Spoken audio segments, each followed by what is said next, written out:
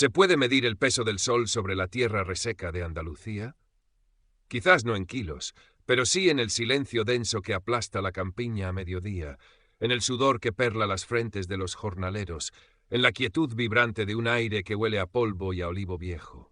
En el cortijo la umbría, perdido entre lomas ocres y cielos de un azul implacable a principios de aquel siglo XX, el sol pesaba como una condena o una promesa, según a quien le preguntaras. Para Carmen, una muchacha de 22 años cuyos ojos oscuros guardaban la fiereza tranquila de quien ha aprendido a sobrevivir sin doblegarse, el sol era testigo.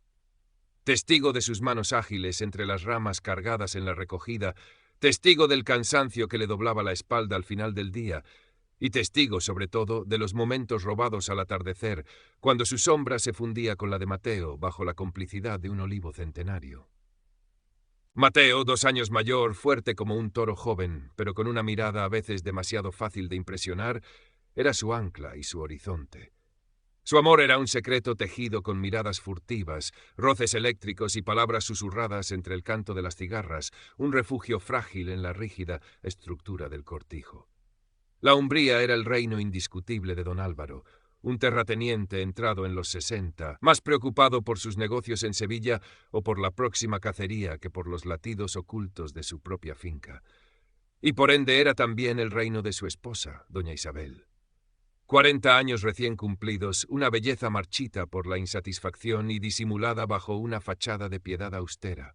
Vestía siempre de oscuro, sus dedos pálidos y finos aferrando un rosario de azabache, sus labios murmurando avemarías, mientras sus ojos claros, fríos como el agua de pozo en invierno, escrutaban cada rincón, cada gesto, buscando una falta, una fisura en la monotonía de sus días. Su relación con Carmen era la esperada, la de señora a sirvienta, marcada por órdenes secas y una distancia que subrayaba el abismo entre sus mundos. Pero aquel otoño, durante la bulliciosa recogida de la aceituna, algo cambió. El aire olía a fruto molido, a tierra removida, a sudor compartido. Desde la galería alta de la casa principal, doña Isabel observaba el trajín. Sus ojos se detuvieron en una escena minúscula, casi invisible en el lienzo general. Mateo, riendo, limpiaba con su pulgar una mancha de tierra de la mejilla de Carmen. Un gesto rápido, íntimo, cargado de una complicidad que a Isabel se le antojó un insulto personal. No apartó la vista. Vio cómo los ojos de Carmen se encontraban con los de Mateo, un instante de pura luz compartida antes de volver a la tarea. Sintió una punzada aguda, desconocida, una mezcla de veneno y hielo que le recorrió las venas. Eran celos, sí, pero también algo más oscuro, la conciencia súbita de su propia aridez, de la juventud y la pasión que a ella le habían sido negadas o se le habían secado por dentro. En ese instante, bajo el sol andaluz que todo lo revelaba, una sombra diferente comenzó a proyectarse en el corazón de doña Isabel. Una sombra que tenía el rostro sudoroso y joven de Mateo. Los días siguientes se tejieron con una tensión invisible pero palpable. Doña Isabel ya no veía a Mateo como un simple jornalero más, una pieza anónima en el engranaje del cortijo. Ahora cada movimiento suyo bajo el sol, cada músculo tensándose al cargar los sacos, cada gota de sudor resbalando por su cuello, era registrado por la señora con una intensidad nueva y perturbadora. Empezó a buscar pretextos para tenerlo cerca. «Mateo, hay una teja suelta en el ala oeste, necesito que la revises».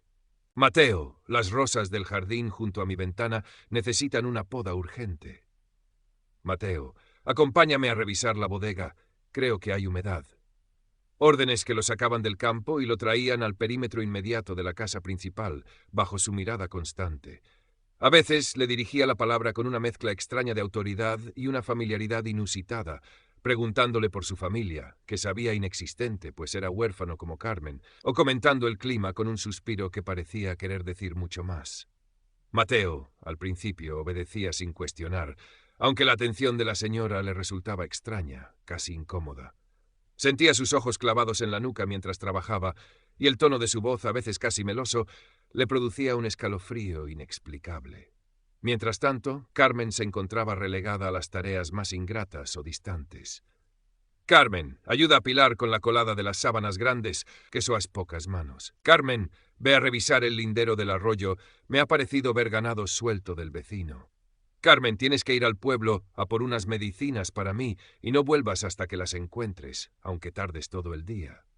Cada encargo era una forma de alejarla, de romper esos hilos invisibles que la unían a Mateo durante la jornada laboral.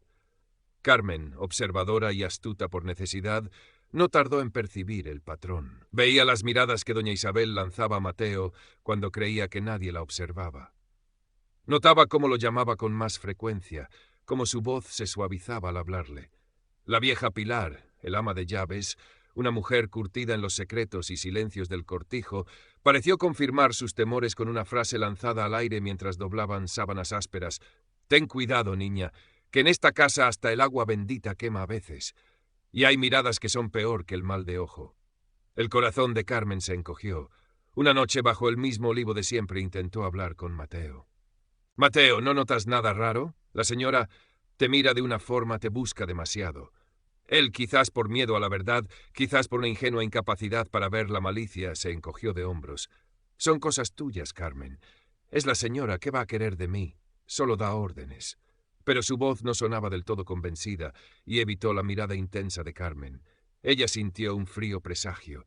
Sabía que doña Isabel no se detendría. La red se estaba tejiendo a su alrededor, y ella y Mateo eran las presas. La señora, frustrada por la aparente indiferencia de Mateo o por la lealtad que aún adivinaba hacia Carmen, decidió que necesitaba el campo libre. La separación temporal no era suficiente. Necesitaba una ausencia prolongada. La excusa llegó disfrazada de caridad cristiana, una máscara que doña Isabel manejaba con maestría. Una supuesta prima lejana, residente en un pueblo perdido en la sierra de Grazalema, había caído gravemente enferma. «Pobre criatura, está sola y necesita cuidados», anunció doña Isabel con voz compungida durante la cena frugal en la cocina de servicio. «Carmen, tú tienes buenas manos y eres responsable. Irás a cuidarla. Es tu deber cristiano. Prepara tus cosas, saldrás mañana al amanecer. Estarás allí el tiempo que sea necesario. Semanas, quizás más. Te avisaré cuando puedas volver». La orden era inapelable. Carmen sintió la sangre helársele en las venas. Grazalema estaba a varios días de camino en carro, una distancia insalvable. Vio la mirada triunfal apenas velada en los ojos de doña Isabel. Supo que era una trampa, un destierro calculado. Intentó protestar, buscar una alternativa, pero la señora zanjó la cuestión con una dureza helada tras la máscara piadosa. «Es una obra de caridad, Carmen, y las órdenes no se discuten». Esa noche la despedida bajo el olivo fue amarga. Las caricias tenían sabor a ceniza, los besos eran desesperados. «Volveré pronto, Mateo. Espérame. No dejes». No pudo terminar la frase. Él la abrazó con fuerza. «Te esperaré siempre, Carmen. No te preocupes por nada». Pero en sus ojos Carmen vio una sombra de miedo, la misma que había visto cuando le habló de la señora, y esa sombra la acompañó durante todo el largo y polvoriento viaje hacia la sierra. En la umbría, sin la presencia vigilante de Carmen, doña Isabel sintió que el aire era más ligero, que el escenario estaba listo. Ya no necesitaba disimular tanto. Intensificó su estrategia con Mateo, pero cambió de táctica. La autoridad directa dio paso a una estudiada vulnerabilidad. Lo llamaba a última hora de la tarde a la casa principal con cualquier pretexto, revisar una contraventana que no cerraba bien, mover un mueble pesado. Y allí, en la penumbra del salón o del despacho de don Álvaro, siempre ausente, le ofrecía un vaso de vino. «Bebe, Mateo, que el día ha sido duro. A mí también me pesa la soledad en esta casa tan grande». Le hablaba en voz baja, casi confidencial, de su aislamiento, de la indiferencia de su marido, de lo vacíos que eran sus días. No era una seducción abierta, carnal, sino una manipulación más sutil y peligrosa. Buscaba despertar en él la compasión, la sensación de ser necesitado, de ser alguien importante para la señora del cortijo. Le hacía sentir, por primera vez en su vida, que su presencia importaba más allá de su fuerza física. Mateo se encontraba atrapado en una red pegajosa. La compasión luchaba contra la lealtad a Carmen. El miedo a la autoridad se mezclaba con una extraña y confusa vanidad al sentirse depositario de las confidencias de doña Isabel. El vino, que ella le ofrecía con generosidad calculada, nublaba su juicio y aflojaba sus defensas. Se sentía profundamente incómodo, culpable, pero también extrañamente halagado. Doña Isabel percibía su confusión y la interpretaba erróneamente como una señal de que sus defensas empezaban a ceder. La paciencia nunca había sido su fuerte, y la ausencia de Carmen, que ya se prolongaba por casi 3 semanas, le parecía la oportunidad perfecta para dar el paso definitivo. La cosecha llegaba a su fin. El ambiente en el cortijo era de un cansancio expectante. Don Álvaro había anunciado una partida de caza de varios días. El escenario estaba, ahora sí, perfectamente dispuesto para ella. Mientras tanto, en la remota aldea de la sierra, Carmen cumplía su servicio forzado con una creciente inquietud. La supuesta prima enferma era una anciana olvidadiza pero de salud razonablemente buena, que no parecía necesitar cuidados intensivos. Las semanas pasaban con una lentitud exasperante. Las noticias del cortijo eran escasas, filtradas a través de algún arriero ocasional. Una tarde, mientras ayudaba a la anciana a desgranar habas secas, un comentario casual de ésta encendió todas las alarmas. Tu señora, doña Isabel, siempre tan piadosa, aunque dicen las malas lenguas que la piedad no le llena el corazón como antes, que busca consuelo en otras cosas o en otras personas. La anciana lo dijo sin malicia, repitiendo quizás algún cotilleo llegado de lejos, pero para Carmen fue como una bofetada. La intuición, esa voz interior que nunca la había engañado, le gritó que debía volver, inmediatamente. No esperó permiso. Inventó una excusa urgente, una noticia inventada sobre una enfermedad grave en su propia familia inexistente, y a pesar de las protestas débiles de la anciana, emprendió el camino de regreso esa misma madrugada. Forzó las etapas, durmiendo apenas, con el corazón latiendo desbocado por la angustia y un oscuro presentimiento.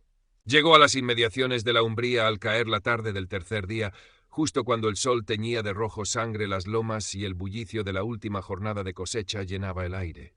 Entró en el cortijo sigilosamente, evitando ser vista. Su primer instinto la llevó a buscar a Pilar. La encontró en la cocina, con el rostro más cerrado y preocupado que de costumbre. No hicieron falta muchas palabras. ¿Dónde está?, preguntó Carmen en un susurro ronco. Pilar bajó la mirada. La señora, lo llamó hace un rato, dijo algo de revisar unas barricas en la Almazara Vieja. Don Álvaro está de caza.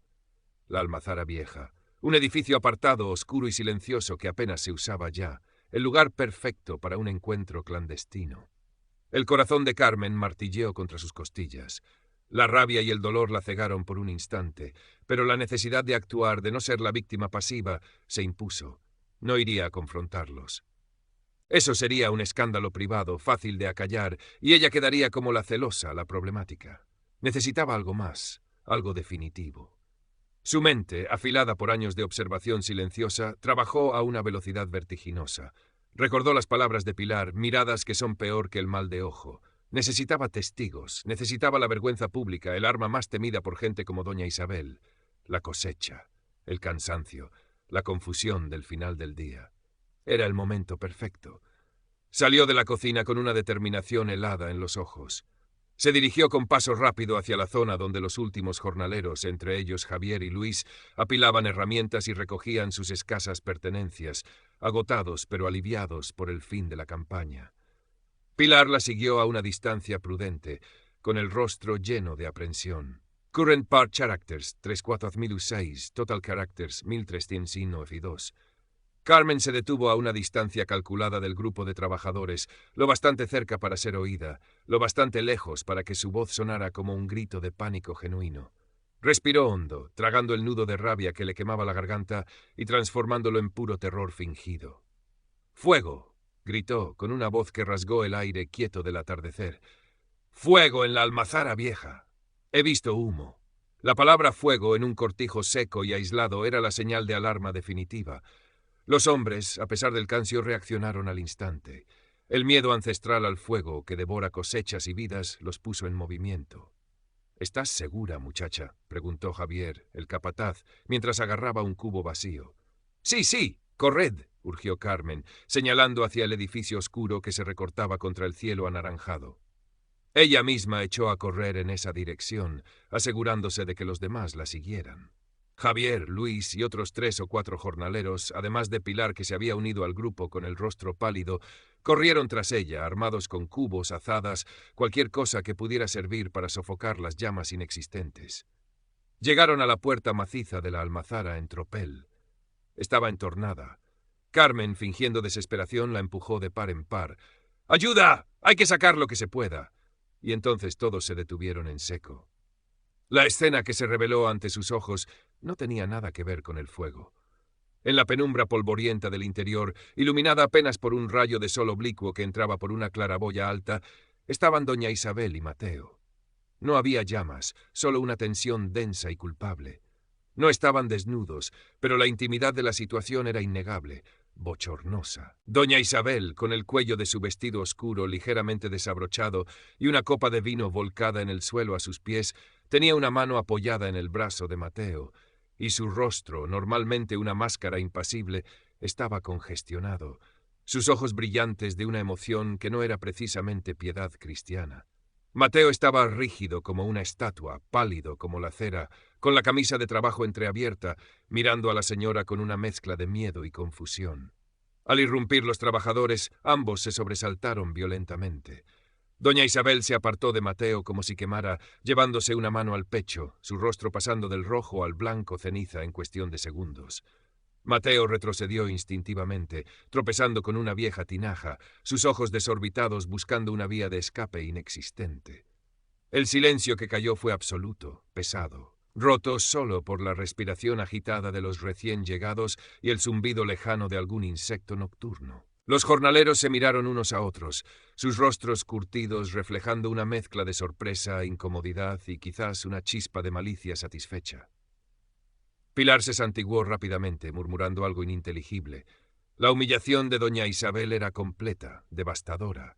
Estaba expuesta, vulnerable, despojada de su autoridad moral ante los mismos sirvientes a los que gobernaba con mano férrea. Era la caída del ídolo en el polvo de la almazara. En medio de ese silencio cargado, Carmen dio un paso al frente. Su rostro mostraba una máscara de inocente preocupación, pero sus ojos oscuros brillaban con una fría determinación. «Señora, Mateo, ¿están bien?», preguntó, su voz sonando falsamente alarmada. Oímos gritos, pensamos que era el fuego. Doña Isabel la miró, y en sus ojos Carmen vio el pánico desnudo, el terror a la ruina social. La señora intentó articular palabra, pero solo un sonido ahogado salió de su garganta. Estaba atrapada, expuesta bajo la mirada colectiva de sus sirvientes. Sabía que su reputación, el pilar sobre el que se sostenía toda su existencia, estaba hecha añicos. Carmen se acercó un poco más, bajando la voz para que solo Isabel y los más cercanos pudieran oírla claramente, aunque todos en la almazara estaban pendientes de cada sílaba. «Señora», dijo con una calma aterradora, «un malentendido puede traer consecuencias terribles, murmuraciones, escándalo. Imagine que esto llega a oídos de don Álvaro, o del señor cura, o del pueblo entero». Cada palabra era un clavo más en el ataúd de la reputación de Isabel. La señora tembló visiblemente. «Para evitar males mayores», continuó Carmen, implacable, «para que todos aquí comprendan que no ha ocurrido nada deshonroso, creo que lo mejor sería que usted públicamente diera su bendición a mi matrimonio con Mateo». Hubo un jadeo colectivo ahogado. Mateo miró a Carmen con los ojos desorbitados, una mezcla de alivio y pavor. Doña Isabel la fulminó con la mirada, una mirada llena de odio impotente. «Y por supuesto», añadió Carmen, como si se le acabara de ocurrir, «asegurar nuestro puesto aquí en la Umbría. Nadie querrá irse si se siente seguro y bien tratado». Su mirada recorrió a los otros trabajadores, Javier, Luis, que seguían petrificados, asimilando la audacia de la muchacha. «Quizás», concluyó Carmen, con una sonrisa apenas perceptible, «una mejora en las raciones de vino y aceite para todos los que tan valientemente han acudido a sofocar este fuego ayudaría a disipar cualquier duda sobre la generosidad de la señora y asegurar la discreción de todos». La amenaza era velada, pero cristalina.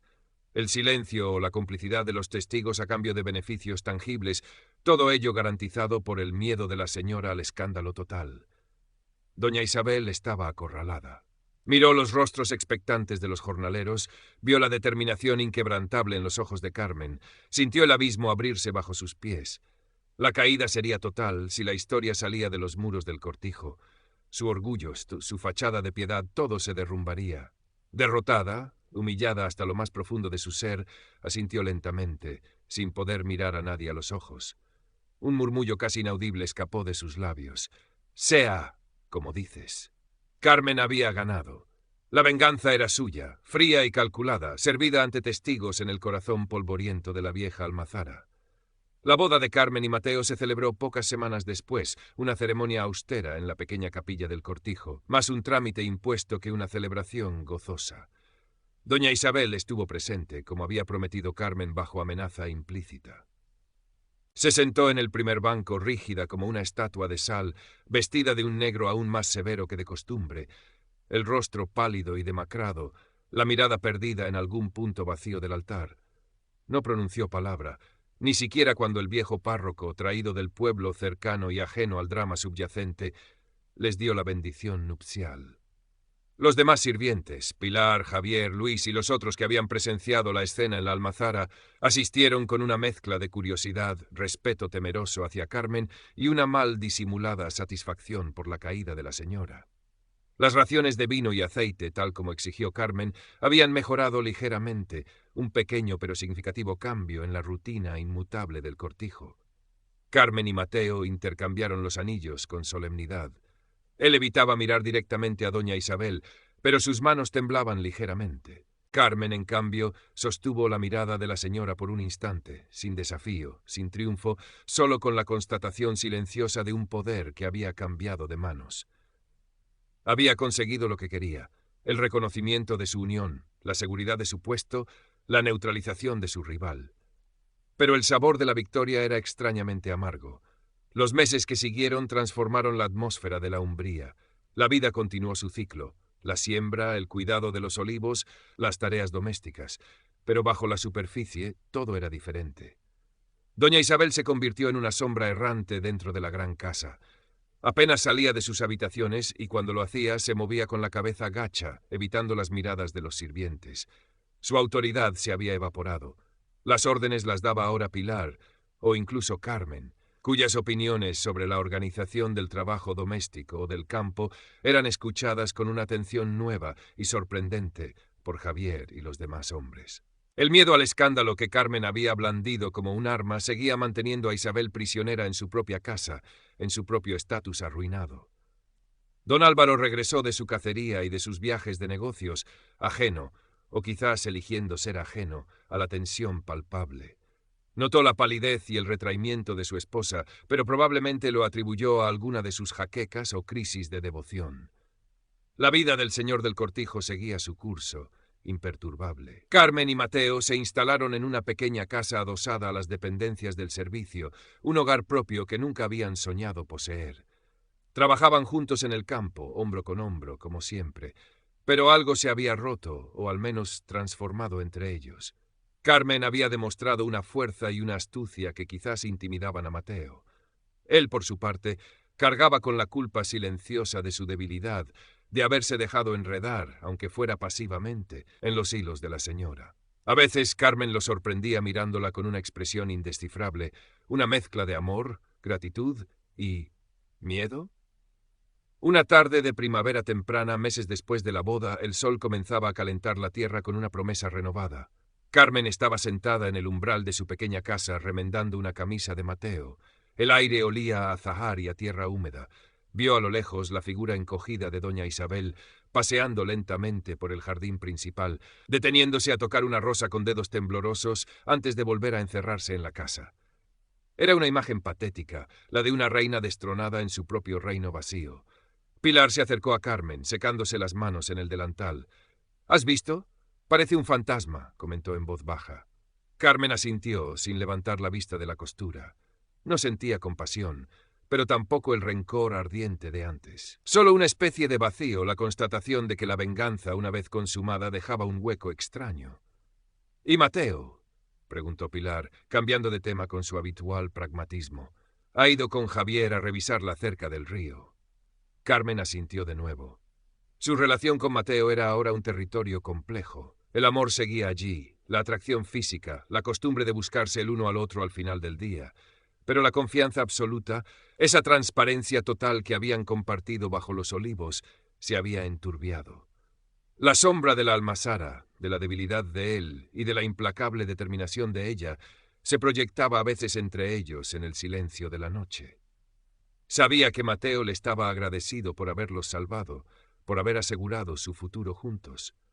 Pero también sabía que una parte de él quizás nunca olvidaría cómo ella había orquestado la caída de la señora, utilizando su propia humillación como moneda de cambio. La admiraba por su fuerza o le temía. Quizás ambas cosas. Levantó la vista y vio a Mateo regresar a lo lejos, caminando junto a Javier.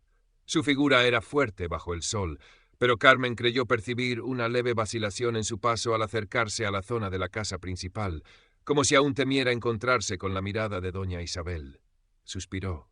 Habían ganado su lugar, su matrimonio, una relativa paz, pero el precio había sido la inocencia perdida, la simplicidad de aquel amor robado al atardecer. La Umbría seguía siendo un lugar de jerarquías y silencios, pero ahora las dinámicas de poder eran más sutiles, más complejas.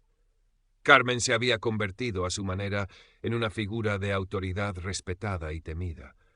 Había aprendido la lección más dura del cortijo, que el poder, una vez que se prueba, cambia a quien lo ejerce, para bien o para mal. Miró sus manos, las mismas manos que habían trabajado la tierra y acariciado a Mateo con ternura, las mismas manos que habían tejido la red que atrapó a doña Isabel. Eran manos fuertes, capaces. Y en la soledad de esa tarde de primavera, mientras el olor a azahar llenaba el aire, Carmen se preguntó si alguna vez volverían a ser simplemente las manos de una enamorada bajo un olivo andaluz. La respuesta, temía, ya la conocía. El sol seguía pesando sobre la Umbría, pero ahora proyectaba sombras diferentes, más largas y complejas, sobre las vidas que albergaba. Los años pasaron en la Umbría con la lentitud propia del campo andaluz. Las cosechas se sucedieron, los inviernos trajeron lluvias escasas y los veranos el sol implacable de siempre. Don Álvaro envejeció y sus ausencias se hicieron más prolongadas, casi definitivas, absorbido por una vida urbana que poco tenía que ver con el polvo y el sudor de su cortijo. Doña Isabel continuó siendo una presencia fantasmal, recluida en sus habitaciones, aferrada a su rosario y a los recuerdos de un poder perdido. Su caída había sido silenciosa pero total. Ya nadie buscaba su favor ni temía su disgusto. Era una nota discordante en la sinfonía cotidiana del cortijo, un recordatorio viviente de las consecuencias del orgullo herido y el deseo frustrado. Carmen y Mateo consolidaron su posición. Él se convirtió con el tiempo en el hombre de confianza de Javier, el capataz, respetado por su fuerza y su conocimiento del campo. Carmen, por su parte, asumió tácitamente muchas de las responsabilidades que antes recaían en doña Isabel o en Pilar, quien envejecía y delegaba cada vez más. Supervisaba las tareas de la casa, administraba la despensa, mediaba en las pequeñas disputas entre los trabajadores. Lo hacía con una eficiencia tranquila, una autoridad natural que nadie discutía. Su palabra tenía peso. El respeto que se había ganado era real, forjado no solo en el miedo residual de aquel incidente en la Almazara, sino también en su inteligencia práctica y su sentido de la justicia dentro de los límites de su mundo. El respeto que se había ganado era real, forjado no solo en el miedo residual de aquel incidente en la Almazara, sino también en su inteligencia práctica y su sentido de la justicia dentro de los límites. Tuvieron hijos, 2 niños morenos y vivaces, que correteaban por el patio del cortijo, ajenos a las tensiones subterráneas que habían marcado el pasado de sus padres. Para ellos, la Umbría era simplemente su hogar. Sin embargo, la sombra de aquel pasado nunca se disipó del todo entre Carmen y Mateo. El amor persistía, transformado en una sólida camaradería, en la complicidad de quienes han construido una vida juntos, superando obstáculos. Pero la confianza absoluta de los primeros tiempos, esa entrega ciega,